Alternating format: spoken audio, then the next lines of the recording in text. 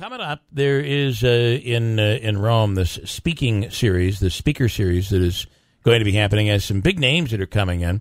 It's the Fibonacci series, and one of those big names is a guy by the name of Alan Bean, who's an astronaut and just so happens to be the fourth person to have walked on the moon. That's crazy. And he's on the line with us right now. Good morning, sir. Good morning to you, Bill. Thanks for inviting me. And I just heard you had good weather up there. We got pretty good weather down in Houston here. Oh, you're in Houston. Listen, Alan, what was it like? Because 99.999999, and then keep going, percent of all of us on Earth never will experience and have never experienced what you experienced. What we have to live through you. What was it like to walk on the moon? Well, first of all, we're all born, all but me are born a couple hundred years too soon, because a couple hundred years from now, people will be able to get on a rocket ship and go to the moon and see what it's like we can go to Europe now. Right. And a couple hundred years ago, it wasn't so easy. But it's a long, long way, and your neck is out 240,000 miles. Wow. And your hardware, your spaceship, your radios, all that sort of thing have got to keep working, or you're not going to get back to this beautiful blue and white planet we're all on right here. Yeah. So it's a big risk.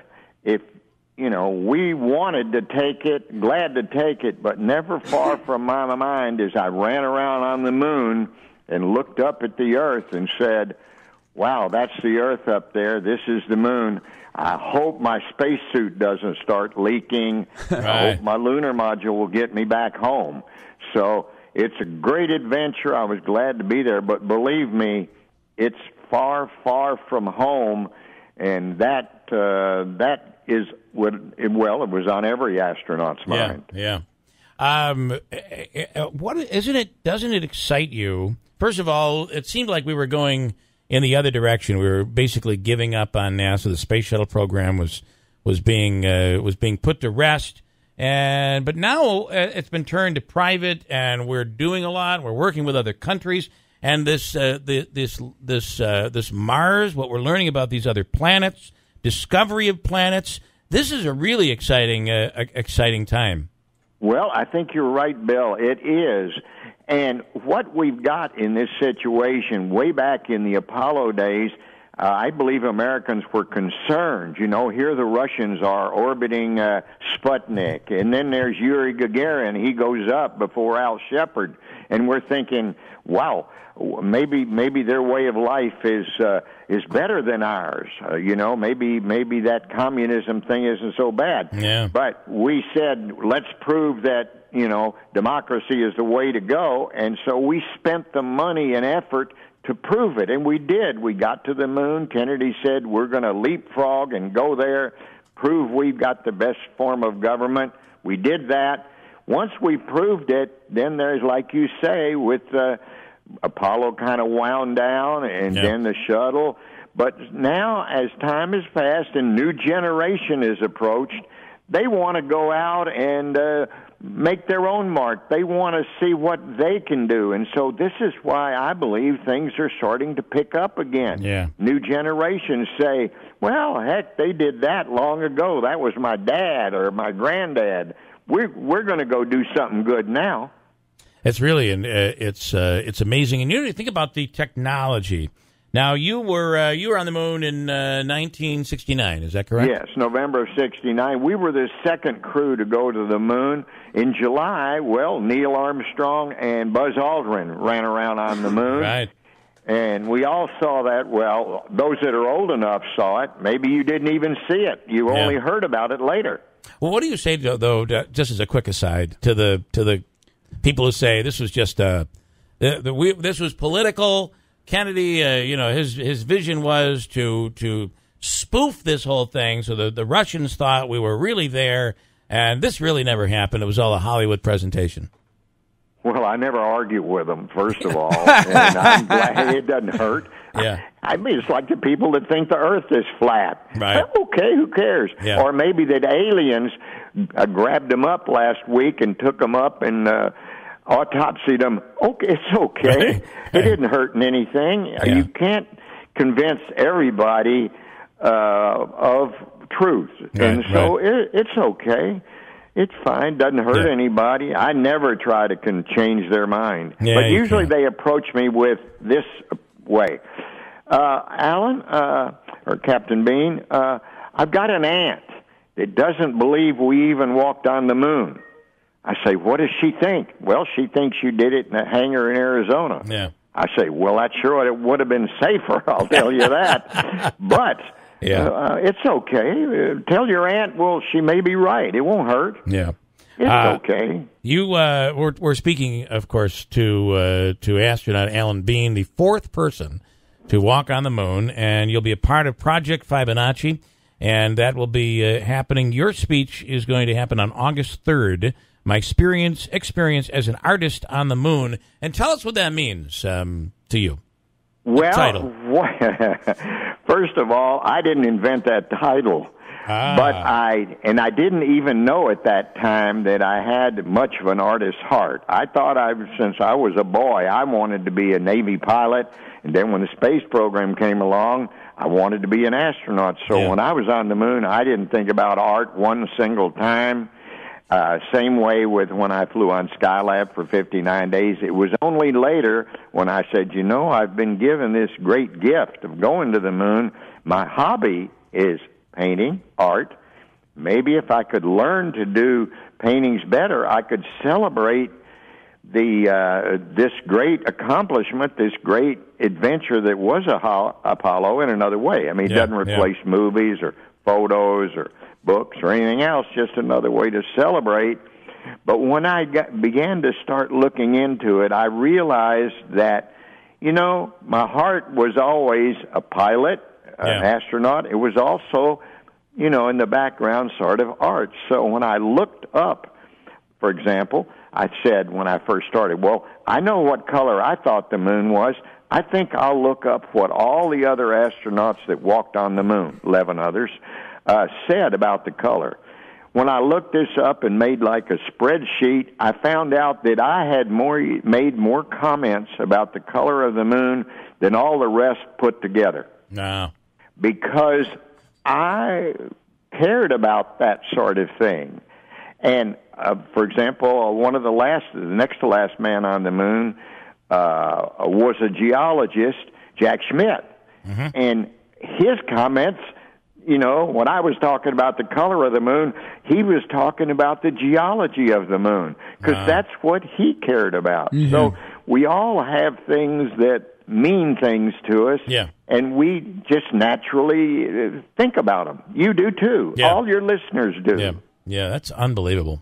So, Captain Bean, I have to ask, of course, this is a STEM event, that's such importance of schools nowadays is to really make sure that our students are knowledgeable in that. How important is it for kids to really still be interested in science and math, and is that a priority in schools anymore? Well, I hope it is, and I'll tell you that if you take a look at what makes the world better, much of it, not all of it, much of it is technology. And if you want to move technology forward, you've got to be a scientist or an engineer or something like that. You're not going to move technology forward as a lawyer, but we need lots of lawyers. Doctors, they often do.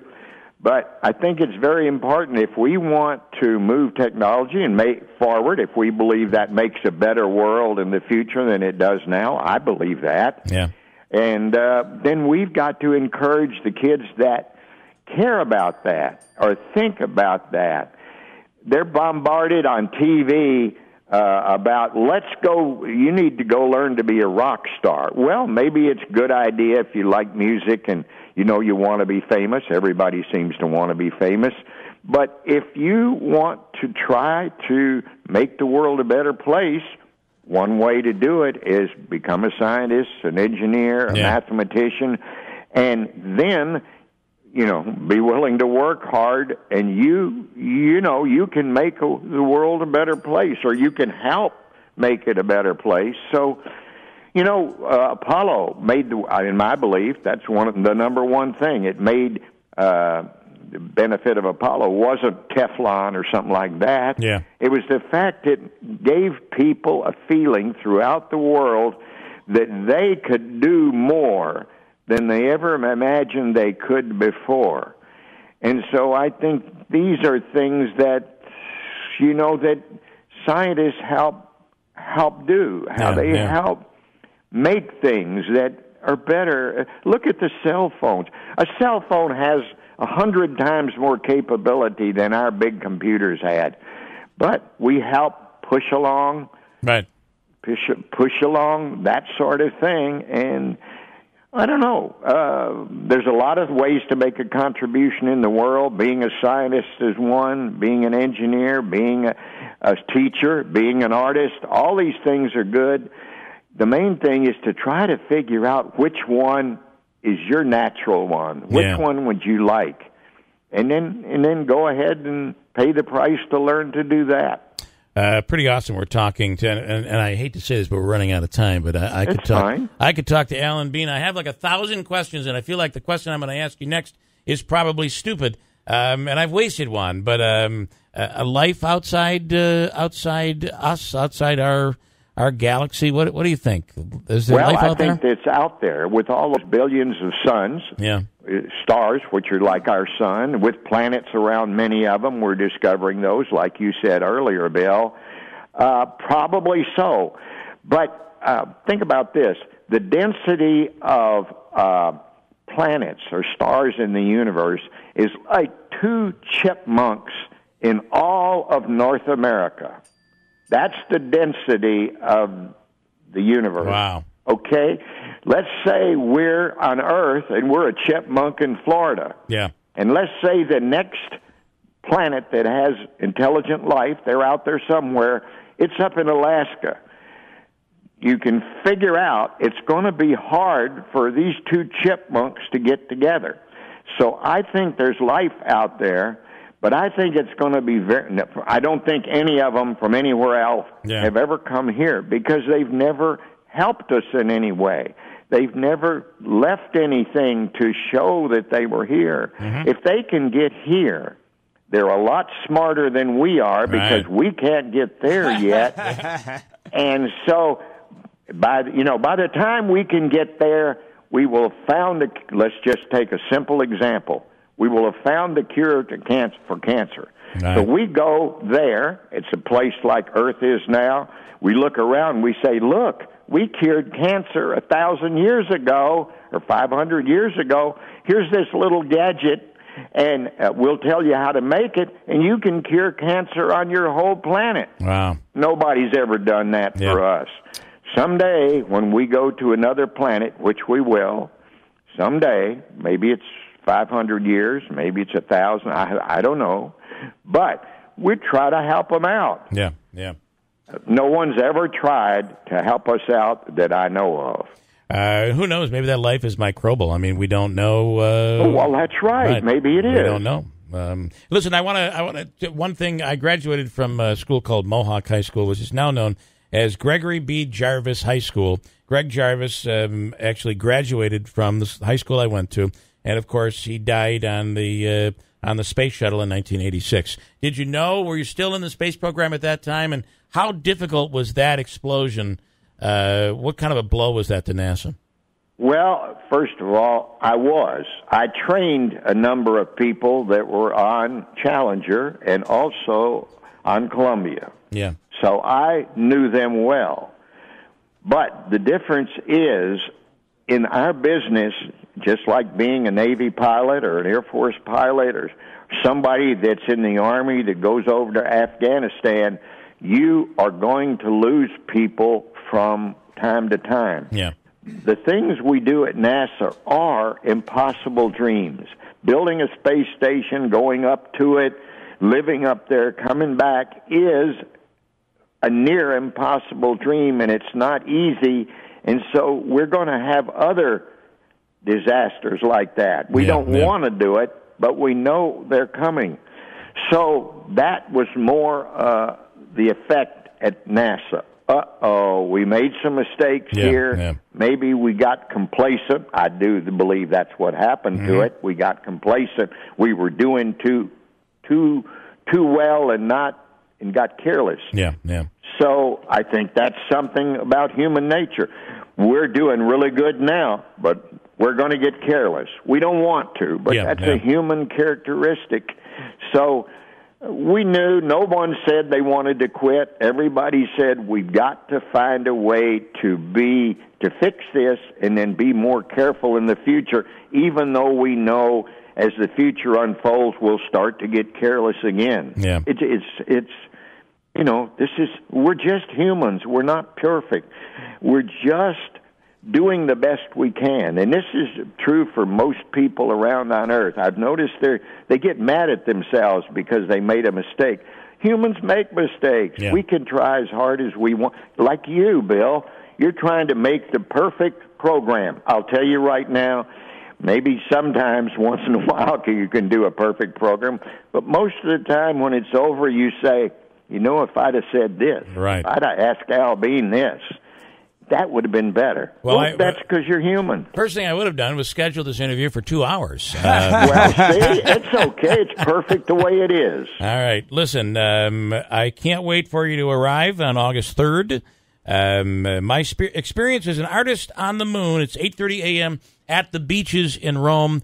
And thank you so much, Alan, for taking the time. And this is going to get down in history as one of my favorite all-time interviews ever. I want you to know that. Well, thank you, Bill, and I hope some of your listeners do come because I've noticed that these speakers are very quality every single day, Monday through Friday. A lot of interesting things there that some parts they might like and some not. Take a look online and see who's talking when and come listen in. Alan Bean, thank you so much, sir. Bye-bye, Bill. All right. You got to go to that one.